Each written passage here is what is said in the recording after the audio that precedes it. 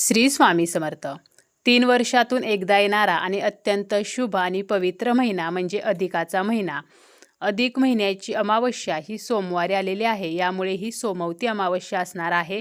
अधिक महिना हा लवकरच संपणार आहे आणि अजूनही जर आपण अधिक महिन्यामध्ये पवित्र नदीमध्ये स्नान केलेले नसेल, दानधर्म केलेला नसेल, तर आपण या सोमवती अमावस्येच्या दिवशी अंघोळीच्या पाण्यामध्ये काही वस्तू टाकून त्या पाण्याने स्नान करू शकतो, ज्यामुळे आपल्याला पवित्र नदीमध्ये स्नान केल्याचे पुण्य प्राप्त होत असते.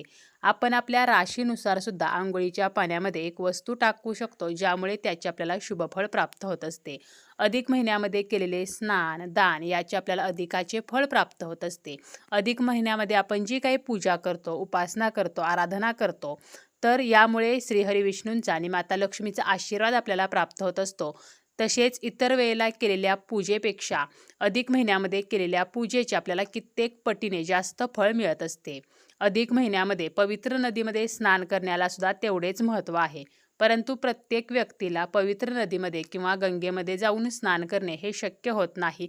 अशा वेळेला आपण घरीच अंघोळीच्या पाण्यामध्ये काही वस्तू टाकून त्या पाण्याने स्नान करू शकतो. आपल्याला जर शत्रूचा त्रास असेल, शत्रुदोष असेल, शत्रुपीडा असेल, आपल्या वाईटावरती कोणी असेल, आपल्या घरामध्ये नकारात्मकता वाढलेली असेल, तर अवश्य आपल्याला अधिक महिन्याच्या शेवटच्या दिवशी म्हणजे सोमवती अमावस्येच्या दिवशी काही वस्तू आपण या व्हिडिओमध्ये पाहणार आहोत. तर त्यापैकी आपण आपल्या समस्येनुसार ती वस्तू अंघोळीच्या पाण्यामध्ये टाकायची आहे. त्याचप्रमाणे आपण आपल्या राशीनुसार सुद्धा त्या वस्तू अंघोळीच्या पाण्यामध्ये टाकून त्या पाण्याने स्नान करू शकतो. सर्वात महत्त्वाचं म्हणजे आपल्याकडे जर गंगाजल असेल तर 4 थेंब गंगाजल आपल्याला अंघोळीच्या पाण्यामध्ये टाकायचे आहे. गंगाजल हे अत्यंत पवित्र मानले जाते. नकारात्मक ऊर्जा नष्ट करण्याचे सामर्थ्य हे गंगाजलामध्ये असते. त्यामुळे आपल्याकडे गंगाजल असेल तर आपल्याला 4 थेंब गंगाजल हे अंघोळीच्या पाण्यामध्ये टाकायचे आहे, ज्यामुळे या अधिक महिन्यामध्ये पवित्र नदीमध्ये स्नान केल्याचे आपल्याला पुण्य प्राप्त होत असते.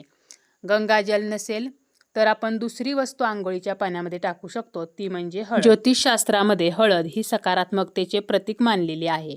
अंघोळीच्या पाण्यामध्ये चिमूटभर हळद टाकून त्या पाण्याने स्नान केल्यामुळे नकारात्मकता नष्ट होत असते, आपले मन शुद्ध होत असते, आपल्या जीवनामध्ये चांगले बदल होत असतात. बऱ्याच वेळेला आपल्या मनामध्ये नकारात्मक विचार येतात किंवा वाईट विचार येतात. अशा वेळेला आपण अंघोळीच्या पाण्यामध्ये चिमूटभर हळद ही सोमवती अमावस्येच्या दिवशी टाकायची आहे आणि त्या पाण्याने स्नान करायचे आहे.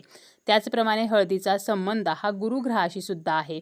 जर आपल्या कुंडलीमध्ये गुरुग्रह हा कमजोर असेल किंवा आपल्याला जर गुरुग्रहाची कृपा प्राप्त करायची असेल, तर आवर्जून आपल्याला हळद जी आहे तर ते अंघोळीच्या पाण्यामध्ये टाकायची आहे. यामुळे गुरुचे दोष जे आहेत तर ते दूर होत असतात. त्याचप्रमाणे आपल्या वैवाहिक जीवनामध्ये अडथळे येत असतील किंवा आपले लग्न जमत नसेल, तरीसुद्धा आपण अधिक महिन्याच्या शेवटच्या दिवशी म्हणजे सोमवती अमावस्येच्या दिवशी आपण आपल्या अंघोळीच्या पाण्यामध्ये हळद टाकू शकतो. यामुळे वाईट नजरेपासून सुद्धा संरक्षण होत असते आणि माता लक्ष्मीला हळद ही प्रिय आहे. त्यामुळे आपल्याला माता लक्ष्मीचा सुद्धा आशीर्वाद प्राप्त होत असतो. त्यानंतरची वस्तू आहे ती म्हणजे आपण काळे तीळ जे आहेत तर ते अंघोळीच्या पाण्यामध्ये टाकू शकतो. अधिक महिना हा श्रीहरी विष्णूंना समर्पित आहे. त्याचप्रमाणे अमावस्या तिथी ही आपल्या पितरांना समर्पित असते. आपण अंघोळीच्या पाण्यामध्ये जर काळे तीळ टाकले तर आपल्याला आपल्या पितरांचा आशीर्वाद प्राप्त होत असतो. त्याचप्रमाणे शरीरासाठी सुद्धा हे फायदेशीर असते आणि नकारात्मक लहरी नष्ट होत असतात. तसेच आपण दूध जे आहे तर ते सुद्धा अंघोळीच्या पाण्यामध्ये टाकू शकतो. 1 चमचाभर कच्चे दूध आपल्याला अंघोळीच्या पाण्यामध्ये टाकायचे आहे आणि या पाण्याने आपल्याला स्नान करायचे आहे. यामुळे आपला चंद्रग्रह जो आहे तर तो सुधारतो आणि आपला चंद्रग्रह जर चांगला असेल तर आपल्या जीवनामध्ये बऱ्याच चांगल्या गोष्टी घडतात, बऱ्याच शुभ गोष्टी घडत असतात. त्यामुळे जर आपल्याला आपला चंद्रग्रह सुधारवायचा असेल तर अधिक महिन्याच्या या शेवटच्या दिवशी चमचाभर कच्चे दूध आपल्याला अंघोळीच्या पाण्यामध्ये टाकून त्या पाण्याने आपल्याला स्नान करायचे आहे. याचप्रमाणे आपण मीठ जे आहे तर ते सुद्धा अंघोळीच्या पाण्यामध्ये टाकू शकतो. मिठामध्ये नकारात्मक ऊर्जा नष्ट करण्याची शक्ती आहे.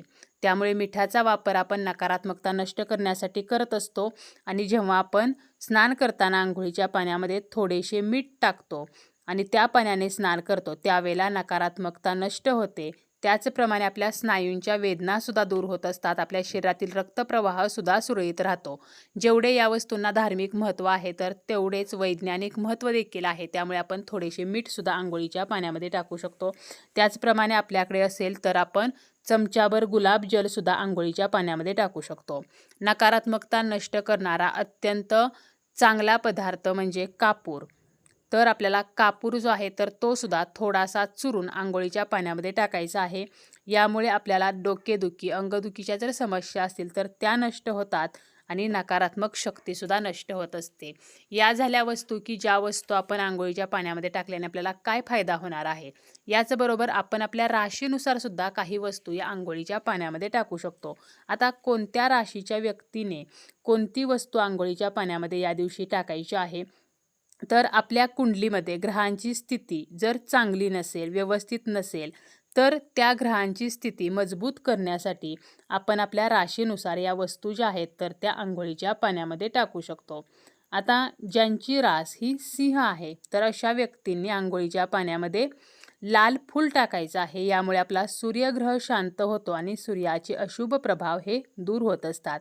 त्यामुळे सिंह राशीच्या व्यक्तींनी लाल फूल आंघोळीच्या पाण्यामध्ये टाकावं, त्या पाण्याने स्नान करावं आणि स्नान झाल्यानंतर हे फूल जे आहे तर ते आपण एखाद्या झाडाखाली टाकू शकतो. त्यानंतर कर्क राशीचा स्वामी चंद्र आहे. त्यामुळे ज्यांची रास ही कर्क आहे तर या राशीच्या व्यक्तींनी पांढरे फूल किंवा चमच्याभर कच्चे दूध हे आंघोळीच्या पाण्यामध्ये टाकायचे आहे. यामुळे चंद्रग्रहाचे अशुभ परिणाम नष्ट होतात. आपला चंद्रग्रह जो आहे तर तो सुधारतो. त्यामुळे कर्क राशीसाठी असणार आहे ते म्हणजे कच्चे दूध किंवा पांढरे फूल आंघोळीच्या पाण्यामध्ये टाकायचं आहे. त्यानंतर मेष आणि वृश्चिक राशी ज्या आहेत तर त्यांनी गुलाबाचं फूल आंघोळीच्या पाण्यामध्ये टाकावं. त्याचप्रमाणे कन्या आणि मिथुन राशी यांचा स्वामी बुध ग्रह आहे. त्यामुळे आंघोळीच्या पाण्यामध्ये जायफळाची थोडीशी पूड टाकायची आहे आणि त्या पाण्याने स्नान करायचं आहे. ज्यामुळे बुध ग्रहाचे अशुभ परिणाम हे नष्ट होत असतात. तसेच वृषभ आणि तुळ राशींचा स्वामी शुक्र आहे. तर अशा व्यक्तींनी आंघोळीच्या पाण्यामध्ये थोडीशी वेलची पूड किंवा कच्चे दूध टाकायचं आहे. ज्यांची रास ही मकर किंवा कुंभ आहे तर अशा व्यक्तींनी शनीचा अशुभ प्रभाव दूर होण्यासाठी आंघोळीच्या पाण्यामध्ये काळे तीळ टाकायचे आहेत. कारण मकर आणि कुंभ राशीचा स्वामी आहे तो म्हणजे शनी. त्यामुळे ज्यांना साडेसातीचा त्रास आहे तर त्यांनी आवर्जून या सोमवती अमावस्येच्या दिवशी आंघोळीच्या पाण्यामध्ये काळे तीळ टाकून त्या पाण्याने स्नान करायचं आहे. तसेच ज्यांची धनु राशी आहे आणि मीन राशी आहे तर या राशीचा स्वामी गुरुग्रह आहे आणि गुरुग्रह मजबूत होण्यासाठी आंघोळीच्या पाण्यामध्ये थोडीशी हळद जी आहे तर ती टाकायची आहे. अगोदर सांगितल्याप्रमाणे हळद आंघोळीच्या पाण्यामध्ये टाकून त्या पाण्याने स्नान केल्याने आपल्याला बरेचसे फायदे होत असतात, शरीराच्या दृष्टीने सुद्धा आणि धार्मिक दृष्ट्या सुद्धा. त्यामुळे आपल्याला काहीही शक्य झालं नाही तरी चिमूटभर हळद आपण आंघोळीच्या पाण्यामध्ये टाकू शकतो. आणि ज्यांची राशी धनु आहे आणि मीन आहे तर अशा व्यक्तींनी आवर्जून हळद जी आहे तर ती आंघोळीच्या पाण्यामध्ये टाकायची आहे. आपण आपल्या राशीनुसार सुद्धा आंघोळीच्या पाण्यामध्ये वस्तू टाकून त्या पाण्याने स्नान करू शकतो. कारण राशीनुसार आपल्याला त्याचे शुभफळ प्राप्त होत आहे आणि आपला जो ग्रह आहे तर तो ग्रह मजबूत होत आहे.